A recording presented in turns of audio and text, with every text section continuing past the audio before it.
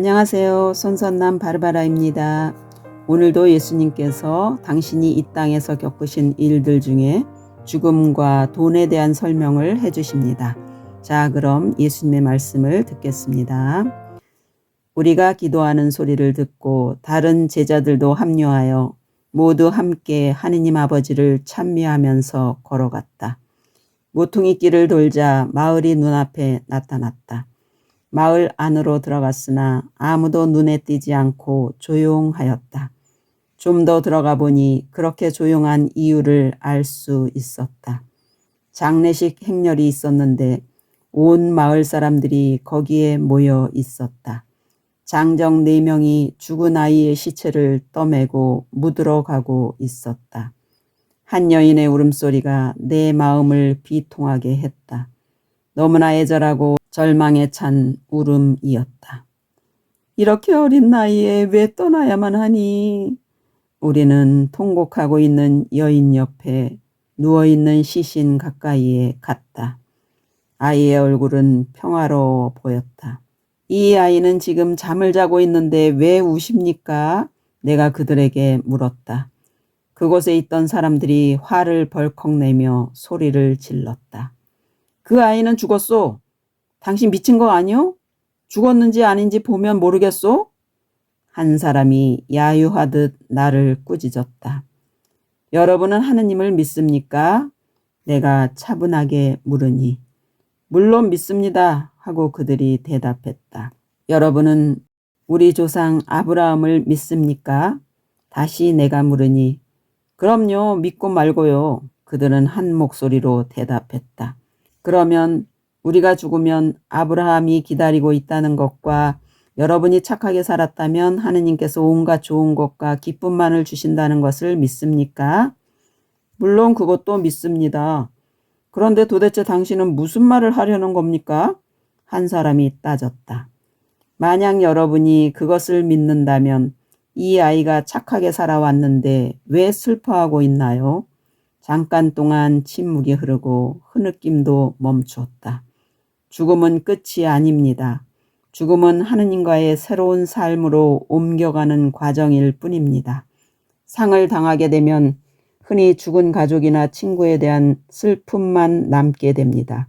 떠난 사람을 그리워하게 되고 그 사람과 함께 있고 싶어하고 그 사람 없이는 자기 인생을 더 이상 지탱할 수 없을 것처럼 느껴집니다. 자기 삶에 텅 빈 공허가 생기고 때로는 외로워합니다. 그러나 생각해 보십시오. 이런 것은 모두 여러분의 필요에 의해서 느끼는 감정일 뿐입니다. 그리고 떠난 사람에 대한 사랑 때문에 그렇게 느낀다는 것은 자연스러운 일일 수도 있습니다. 왜냐하면 여러분은 언제까지나 떠난 사람과 함께 있고 싶어 하기 때문입니다. 그러나 착한 사람이 죽어서 하느님과 함께 사는 그 새로운 삶은 가장 큰 보상이며 기쁨이라는 것을 이해하십시오. 여러분이 이것을 조금이라도 이해한다면 죽음이라는 것은 고통스러운 것이 아니고 참으로 좋은 선물이라는 것을 알게 될 것입니다. 죽음은 착한 사람에게는 하느님의 좋은 선물이 되고 악한 사람에게는 영원한 고문이 되는 것입니다. 마을 사람들은 모두 얼이 빠진 듯한 표정을 하고 있었다. 그래서 나는 다시 말을 이었다. 생명을 주시고 또 생명을 거두어 가시는 분은 사랑이신 하느님이십니다. 모든 것은 하느님의 뜻에 의해 존재하고 하늘에 계신 아버지께 영광을 드리기 위해 존재합니다. 하느님은 생명 자체이십니다. 나는 죽음에 대한 진리를 보여주기 위해 내 생명을 바칠 것입니다. 이제 내가 이 아이에게 말하노니 일어나 죽음에서 해방되어라. 하느님께서 부르시는 날까지 일어나서 숨쉬는 순간마다 하느님께 영광을 드리거라 하고 외친 후 내가 허리를 굽혀 아이의 얼굴에 입을 맞추자 아이는 눈을 번쩍 뜨고 일어나 앉더니 제가 지금 어디에 있는 거지요? 아이는 말문이 막혀 서 있는 사람들을 둘러보며 말했다. 배가 고파요. 먹을 것 좀 주세요. 그제야 사람들은 기쁨의 웃음을 터뜨리며 아이를 껴안았다. 그들이 소리 높여 하느님을 찬미하는 가운데 우리는 아무도 모르게 마을을 빠져나왔다. 우리가 떠난 후 그분은 어디 계시지? 어디로 가셨나? 하고 나를 찾는 소리가 들렸다. 곁에서 걷고 있던 야고보가 선생님, 왜 거기 더 있지 않으셨습니까? 하고 물었다. 자기들끼리 그 선물을 즐기도록 하는 것이 좋단다. 때가 되면 그들은 그 기적과 내가 한 말을 생각하게 될 것이고 하느님께서 그들에게 무엇을 주셨는지 이해하게 될 것이다. 침묵을 지키며 묵묵히 걷는 제자들은 방금 일어난 일에 대해 깊이 생각하고 있었다.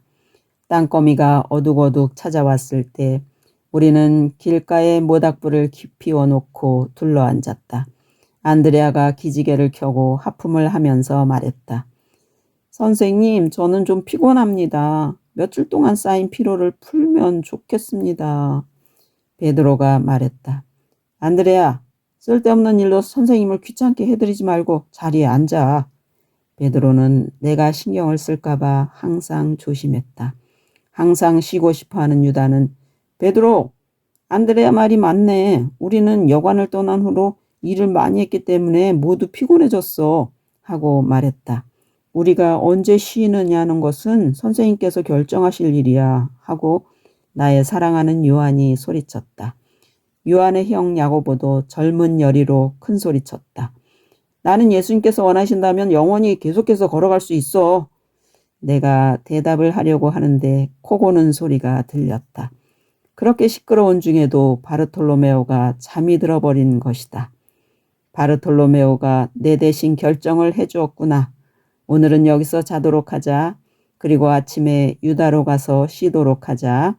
다른 사람들이 그렇게 떠들고 소란을 피우는데도 깊은 잠에 빠질 수 있는 바르톨로메오를 보고 나는 웃음이 나왔다. 유다가 돈 주머니를 열더니 나를 쳐다보며 말했다. 선생님, 돈이 얼마 남지 않았습니다. 이렇게 적은 돈으로 어떻게 유다에 머물 수 있겠습니까? 베드로가 화를 벌컥 내며 일어섰다. 어제는 그렇게 많던 돈이 다 어디로 갔다는 건가?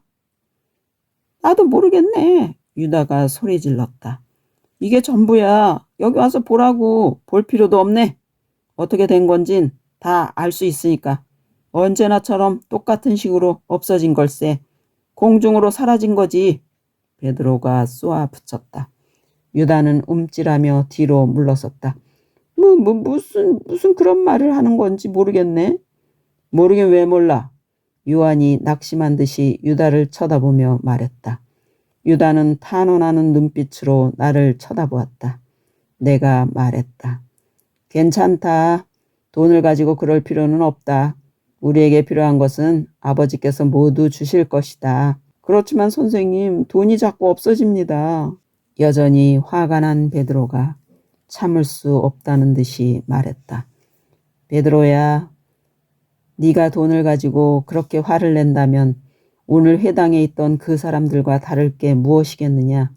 돈은 너무나 자주 사람들을 하느님으로부터 멀어지게 한다. 베드로, 너도 그렇게 되길 바라는 것이냐? 땅을 내려다보면서 베드로가 말했다. 선생님, 죄송합니다. 저는 대수롭지 않은 일로 걱정을 잘합니다. 선생님께서 가르쳐 주신 것을 곧잘 잊어버리고요. 저는 언제쯤에나 제대로 배우게 되려는지요. 저는 참 멍청합니다. 나는 베드로를 팔로 감싸주며 말했다. 너는 멍청하지 않다. 인간이기 때문에 가끔 잘못하는 경우가 있지만 그런 경험을 통해 배워야 한다. 내 믿음은 강하지만 너의 격한 감정 때문에 가끔 이성을 잃게 된다. 그것을 잘 조절한다면 이 세상 악에 대항하며 굳건한 반석으로 서 있는 너 자신을 보게 될 것이다. 베드로는 나를 쳐다보고는 빙긋이 웃으면서 말했다. 주님께서는 용서를 잘 해주십니다. 저도 그렇게 되었으면 참 좋겠습니다. 너도 그렇게 될 수 있다. 그렇게 될 것이다. 나는 베드로를 안심시키며 확신을 갖게 하였다. 밤중에 자다가 유다가 가만히 자리를 뜨는 것을 보았다. 유다가 어디로 가는지 나는 알고 있다. 그가 항상 가는 곳이 있었다. 낮에 자기 안주머니에 봉헌금의 일부를 몰래 빼돌렸다가 그걸 숨겨두는 곳이었다. 돈이 영혼을 망치고 있는 것을 보고 나는 슬펐다. 처음에는 대수롭지 않게 시작하여 점점 심해지다가 마침내는 돈이 모든 것을 의미하게 된다. 돈만 알게 되고 돈 위에의 것은 모두 부수적으로 여기게 되는 것이다. 그런 것은 바로 마귀가 하는 짓이다. 돈과 재산은 다른 사람들과 나누어 가짐으로써 옳게 사용되는 것이고 자기만을 취하고 권력을 부리기 위해 쓸 때는 악의 도구가 되는 것이다. 악마는 교활하여서 좋게 쓸 수 있는 것을 악의 도구로 바뀌게 하여 나의 자녀들을 자신의 소나기로 점점 더 깊이 몰아넣고 있는 것이다. 모든 사람들을 위한 선물을 자기만을 위한 것이라고 믿도록 사람들을 현혹시키는 것이 마귀의 수단이다. 그러기에 사람들은 자신이 가지고 있는 것에 만족하지 못하고 더 많은 것을 바란다. 그들은 남에게 심지어는 자기 자신에게도 얼마나 많은 상처를 주고 있는지를 모르고 있다. 얼마나 어리석은가. 악마의 길을 따라가고 있는 유다는 얼마나 어리석은지 참으로 슬픈 일이다. 나는 눈을 감고 사랑하는 내 친구 유다를 생각하며 잠을 설쳤다. 네, 오늘은 여기까지입니다. 오늘도 예수님의 귀한 말씀을 되새기며 이웃을 생각하고 나눔의 삶을 사는 사랑의 마음으로 삽시다. 네, 끝까지 들어주셔서 감사드립니다.